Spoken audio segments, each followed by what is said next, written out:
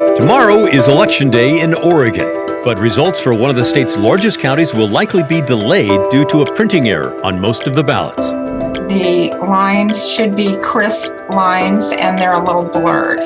So that is the problem. Before you put on your tinfoil hat, we're going to take you behind the scenes and show you how both political parties are making sure these ballots get counted correctly. I really think that they're trying to make sure that election integrity is fulfilled. And let's take a closer look at one of the big causes of homelessness in Oregon. Young people who are aging out of the foster care system and have nowhere else to go. I'm about to lose a community that I've been a part of for years, and I'm about to lose a lot of resources that have been helping me out for years, and I'm just gonna have to stand on my own 2 feet and help myself. Here's the story. I'm Pat Doris. Welcome to The Story. All the ways to communicate with us right there at the bottom of the screen. You can email us. The address is thestory@kgw.com. You could also use the hashtag TheStoryKGW on Twitter or leave us a voicemail. Call our phone number, 503-226-5090. Well, it's the night before the big primary election in Oregon, and those of you living in Washington probably cannot wait for this to be over. I hear you. I think a lot of people in Oregon probably feel the same way. But you know what? In Clackamas County, it's likely going to take a little bit longer than usual for the votes to be tallied. There's a problem with the barcode printed on the ballots, and it's creating a ton of extra work. Inside a large room in Oregon City at Clackamas County election headquarters, it is a busy day. Thousands of ballots are opened by workers and prepared for counting by election machines. But there's a problem with nearly 2/3 of the ballots here, causing the machines to spit them out without counting them. The toner is not dense black, and the lines should be crisp lines and they're a little blurred. So that is the problem. Too late to reprint and remail. And so what we are doing with each ballot rejected, we will be duplicating that ballot onto a new ballot that will be fed through the machine for counting. That's Clackamas County Clerk Sherry Hall. She's in charge of all things related to the election. Let's take a look. On each ballot, there are 3 barcodes. Each contains different information. One code holds the ballot's ID and ensures it's only counted once. Another shows the precinct where the voter lives, and another has the date of the election. When any of those is too blurry or not dense enough, the counting machine spits it out. We were putting the ballots through the tally machines, a batch of 125 ballots at a time. And out of those, the machine was rejecting 70 to 80 of those ballots because of an unreadable barcode. The fix is being done by hand. A new ballot is chosen for each one because there's all kinds in there. And the team of people doing that are 2 separate political affiliations. One person will take the machine unreadable ballot. The other person will take the new to be duplicated ballot. The one with the machine unreadable will read the voter choices to the other person who marks those choices on the new ballot. And when they're done with that piece, then they switch ballots, and the marked new ballot is read to the other person to make sure that it's the same exact votes that the voter put on their ballot. It's a tedious process that adds time to the entire production. Clackamas County added 37 more workers from other departments to help out. By our calculation, these barcode issues could add a couple of days to the effort to get a final tally from Clackamas County. But a change in when ballots have to be in, postmarked by 8 p.m. on Election Day rather than actually arriving Election Day, will also stretch out the final count. For some voters, the problem adds to a feeling of distrust. And I just don't trust the elections to be fair. If it was a private industry, why wouldn't somebody proofread, we'll say, for example, what the ballots are, what they look like before they're ever sent out? But others, including Republican observer Linda Houlihan, feel the count is going just fine. I think they're doing an excellent job. I really think that they're trying to make sure that election integrity is fulfilled and that we shouldn't have to worry about what's happening with this process, that it's actually going well. Now, anytime there's a flaw like this in an election, it raises concerns over how secure our elections are. Oregon has been voting by mail for more than 20 years, and it's widely regarded as a secure system. Voter fraud is extremely rare. According to the Secretary of State's office, in 2020, election officials reported 140 instances of potential voter fraud out of millions of votes cast. Only 4 of those were actually sent to the Department of Justice for potential charges. 2 years before that, there were 84 reports of voter fraud, and only 2 went to the Department of Justice. The Secretary of State's office says in the last 20 years of mail-in voting, there have been 38 criminal convictions for voter fraud in Oregon. That's a 0.00006% rate out of the 61 million votes cast over all those years. Still, misinformation runs rampant, and people are concerned. A poll from the Oregon Values and Belief Center found about a third of Oregonians think there was significant voter fraud in the 2020 presidential election. Oregon Secretary of State Shemia Fagan said the state passed a law recently to protect election workers because they were getting so many violent threats from people who thought elections were being stolen. Another county clerk down in Southern Oregon came to work on the day the presidential election was certified to find the words "bullet next time bullets" spray painted on the parking lot of the county clerk's office. That's simply unacceptable. And so we worked with Republicans and Democrats to pass the bipartisan Election Worker Safety Act.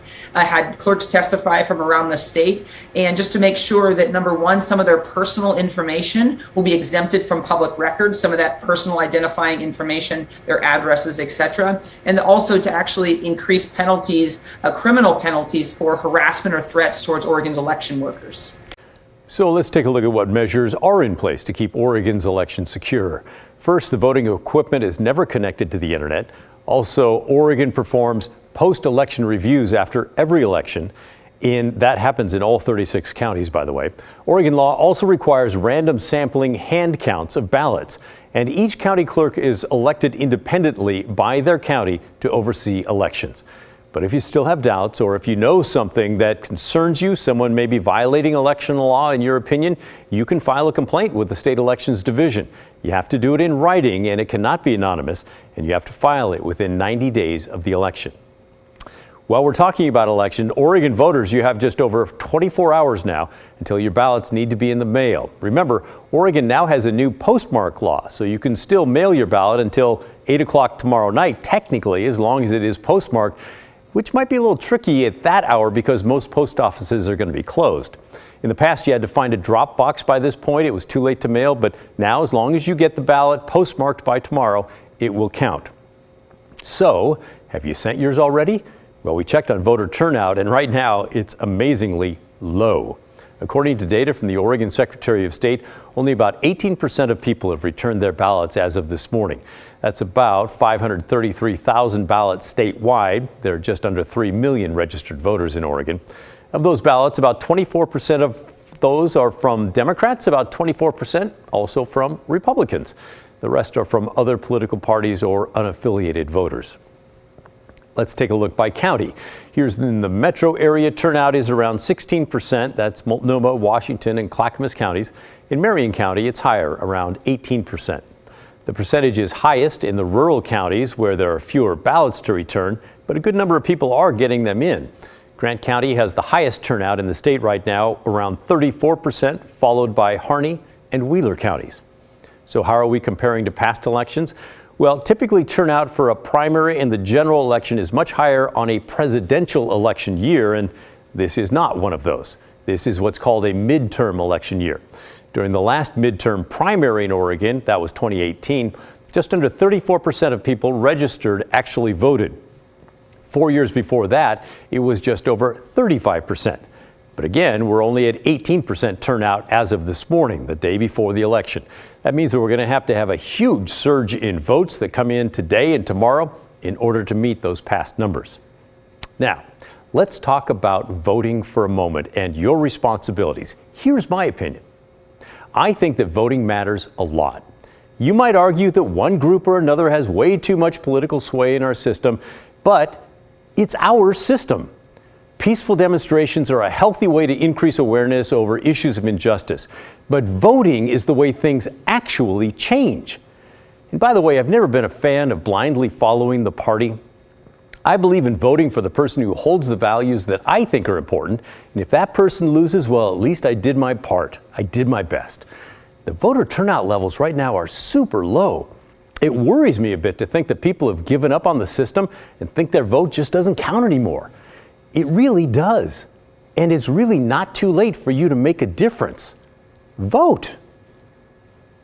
That's my take anyway. What do you think?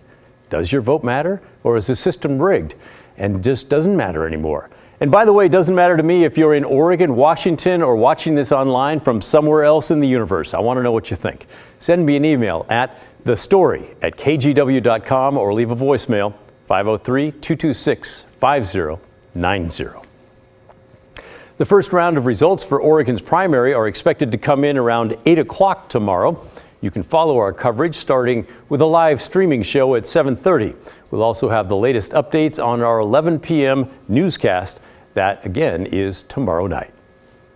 Let's change gears now. One of the big causes of homelessness might be something that you don't think that much about, but it's people aging out of the foster care system and not being prepared to live on their own. Blair Best talked with one woman getting ready to leave care and fighting every day to stay off the streets. It's an upsetting reality. These kids are mentored and taken care of for years, but once they reach a certain age, the state closes their case and all their resources go away. But one nonprofit in Northeast Portland is doing everything they can to try and change that. I'm just going to have to stand on my own 2 feet and help myself. Victoria Boehm was placed in foster care when she was 16 years old. Growing up, she was abused by her parents, who struggled with addiction. When I had bruises on me constantly. While under the state's care, she became homeless, spending months couch surfing and sleeping in hotels. It's very scary, and you kind of have to realize that everything in the world is run by money, and if you don't have it when you're a young kid, and you also don't have the age to be able to get you the resources you need, you're kind of screwed. According to a recent point-in-time count, nearly 200 people experiencing homelessness are under 18 years old. But the data suggests this number is much higher. The report goes on to list insufficient supports to successfully transitioning out of foster care as one of the root causes of homelessness in the Tri-County area. The report says it's these systemic factors pushing thousands of new people into homelessness each year. Victoria is 20 years old, newly married and stable enough in the court's eyes to leave care, but she faces the constant fear of ending up on the streets. I have a mother who's homeless on the streets of Portland right now because of bad decisions she's made. And I try to think to myself, I don't want to be there. I don't want to be meeting her at one of the food pantries that are there for homeless people. These foster kids, they fall through the cracks. They don't have those adults who are teaching them life skills and just telling them that they matter. Keaton McFadden runs the Youth Empowerment Services at Parenting with Intent, a program matching mentors with youth in long-term foster care. But their youth contracts through DHS end once that youth becomes an adult. A lot of the time, the youth aren't quite ready for those services to just drop off. That there's a continuum almost of youth who are in foster care that end up houseless. Or struggle with their mental health. Parenting with Intent just received grant money allowing them to continue mentoring people like Victoria, even after her case closes. We've developed a really mutually beneficial, authentic relationship, so it would seem like a disservice to have her case close and then also have that relationship end. Ava Siegel has been Victoria's mentor for 4 years. It feels unfair to have your case end, and if that's a celebration, lose people that have been supporting you for years. I'm pretty self-sufficient. I always have been like that, but I try to lean on people to ask advice from, so I know I'm making the right decision before I do it. Victoria is one of 8 people Parenting with Intent is now able to continue mentoring. And it's all because this nonprofit saw a flaw in the system and got the money to allow their mentors more time with these youths, helping them transition to independent living. Now, without this, people like Victoria would have limited time and resources. And as you just heard, that's not the best pathway to success for these people exiting state care. Blair Best, KGW News. Thank you, Blair. Later this week, KGW's investigative team brings you a unique look at Portland's homeless crisis. Join us Thursday for the premiere of the KGW original documentary, One Day. Our team of journalists captured more than a dozen stories over a single day that show the scope and impact of Portland's homeless crisis. You can watch One Day, Thursday at 7 p.m. here on KGW or stream it anytime starting Thursday on the KGW YouTube page. This weekend was a grim reminder that violent extremism is a big problem in this country. And it's really frightening how we've seen the normalization of some of the rhetoric that drives white supremacist violence. So what can be done to stop hate-fueled violence, including here in Oregon? Violence can spread from person to person, so if we can find places to interrupt that spread by having people within communities to kind of know who's the most contagious. When the story continues.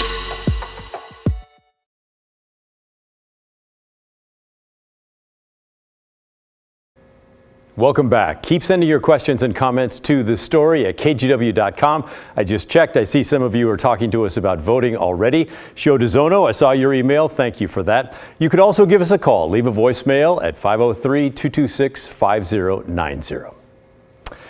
This weekend, our country experienced two mass shootings motivated by racism and hate.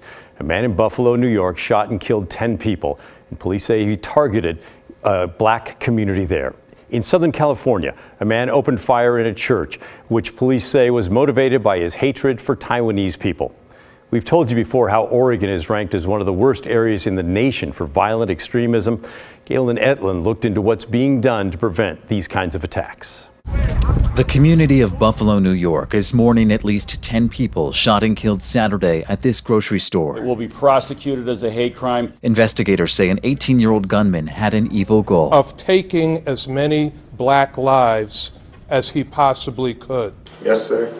I understand my charges. The shooter traveled several hundred miles from home and posted a manifesto online before the shooting. He called himself a white supremacist and referenced other racial attacks. Sharing his information, his ideas, his hatred online. That's what scares me, is how far this virus is now spreading and how quickly. And it just seems to be escalating. Professor Randall Blazek is chair of Oregon's Coalition Against Hate and studies extremist ideology. And it's really frightening how we've seen the normalization of some of the rhetoric that drives white supremacist violence. They will deny jobs to people who have the wrong skin color. A repeated narrative of being pushed out, making white people feel like somehow the world is out to get them, leading some to react in violence. A sick, demented individual who has fueled a daily diet of hate. And they believe that if they don't act now, that their country is going to go away. So there's this sort of ticking time bomb element to it. A report from March about domestic terrorism and extremist attacks showed Oregon ranked the 6th highest in the nation for incidents between 2011 and 2020, making up 10% of all attacks in 2020 alone, despite Oregon ranking 27th in population. The state's audits director and the former U.S. attorney for Oregon both explained the problem. We are one of only 16 states that do not have specific legislation criminalizing domestic terrorism. People need to be held accountable, and if they know they're not going to be, well, we see what the result is. Oregon has a history of extremism, from the Rajneesh poisoning of an entire county, our purpose, to the armed militia takeover at the Malheur Wildlife Refuge, and even more recent attacks on Portland's Downtown Justice Center by the far left and attacks on Oregon's Capitol by the far right. Break it in, motherfucker! They see themselves as good people. Blazek tracks extremists online and has a $750,000 grant for an anti-violence program called Cure PDX. Violence can spread from person to person, so if we can find places to interrupt that spread by having people within communities to kind of know who's the most contagious. The program aims to reach potential offenders and avoid racist attacks, like in Buffalo. I think people of color all over America today are having another reminder that there are people who want to kill them just for existing in their skin. What is your message for people in the community, kind of feeling this hopelessness, feeling this trauma? What we're trying to do is help people to be more empathetic. Galen Etlin, KGW News. Still ahead, we're taking a trip into the KGW vault to remember former Portland Mayor Bud Clark. But as mayor, you've got to run a city. I mean, what? Well, I'm taking a course in public administration and from Portland State College. You're taking a course now? You darn right. When the story continues.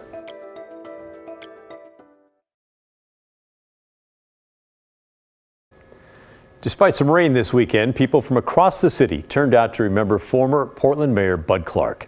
He passed away in February. He had congestive heart failure. Former city leaders, activists, community members, family and friends all honored him at a memorial yesterday.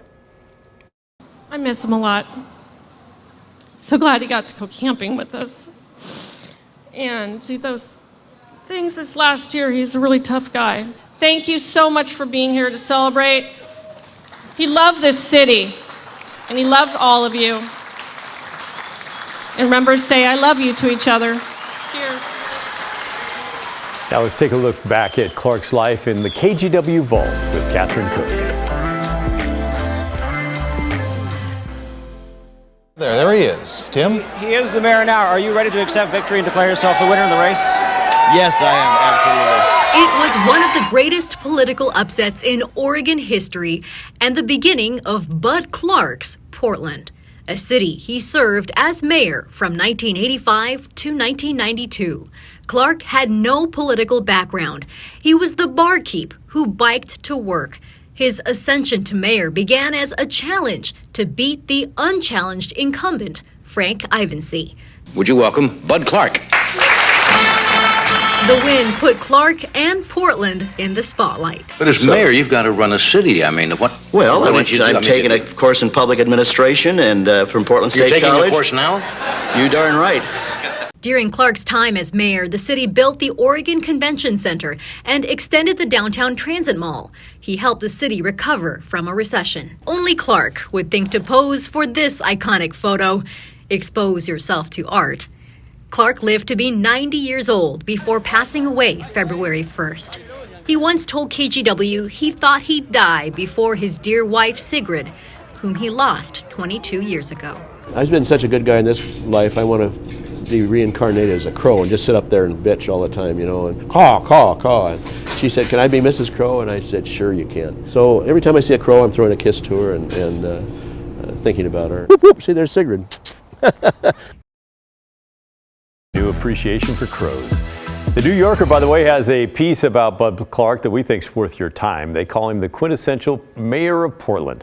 The story talks about his history behind the infamous Expose Yourself to Art photo, along with some anecdotes about the bar he owned, the Goose Hollow Inn. You can read the entire story on the New Yorker's website. Keep sending your questions and comments to thestory@kgw.com. We'll finish the show with some good news right after this.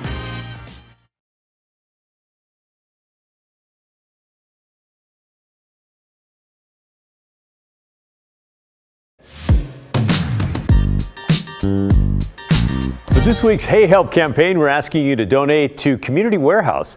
They're a furniture bank serving the Portland area. The organization collects donated furniture and works with social service agencies to distribute it to those in need. They also take cash donations. So if you want to help, just hold up your phone's camera to the QR code there on your screen, or you can always go to kgw.com/heyhelp. Finally, tonight it's Monday, so how about a little bit of good news? That's our occasional series where we stop people at random and ask, what's good in your life? Last week, Angel told us he was enjoying getting outside. People here are very charismatic.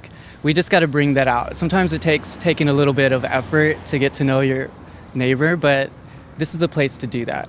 A lot of times we get so caught up in media and everything like that, but we just need to go outside. It's a great day to go outside and connect with everybody. A lot of people here are willing to do that. We come here wanting to do that, so I mean, this is a great time. I mean, the sun's out.